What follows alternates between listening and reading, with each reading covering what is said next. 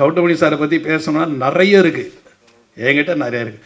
ஒரு விஷயம் கவுண்டமணி சாரை பற்றி சொல்லணுன்னா, அவருக்கு மேனேஜர் கிடையாதுங்க, அவருக்கு டிரைவர் கிடையாது, அவர்கிட்ட டைரி கிடையாது. டேட்டு சொல்லிட்டா போதும், மனசில் வச்சுப்பார் டேட்டை. இந்த டேட்டு இவங்களுது, இந்த டேட் அவங்களுது, அந்த டேட் இவங்களுது அப்படின்னு மனசுலேயே டேட்டை வச்சு அவரே வண்டி ஓட்டிகிட்டு வருவார். அவருக்கு டிரைவர் கிடையாது. இதை மாதிரி ஒரு அருமையான வசதியான ப்ரொடியூசர்ஸுக்கு மிகவும் எளிமையான ஒரு நடிகர் வந்து தமிழ் இண்டஸ்ட்ரியில் இன்னொருத்தர் இருப்பாரான்னு என்னால் சொல்ல முடியாது.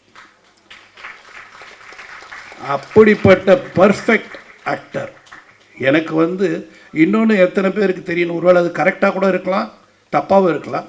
அதிக படங்கள் கவுண்டமணி சார் நடித்தது என் படம் தான் நான் நினைக்கிறேன்.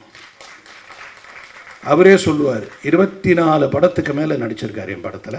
அந்த 24 படத்தில் 20 படம் இட்டு நான் அவர் இருந்ததில்.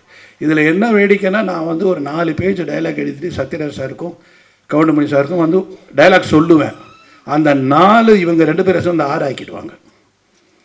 திரும்ப அதை படிக்கும்போது என்னால் எதையுமே கட் பண்ண முடியாது. அந்த மாதிரி 6 ஆகிடும் அந்த பேஜ்.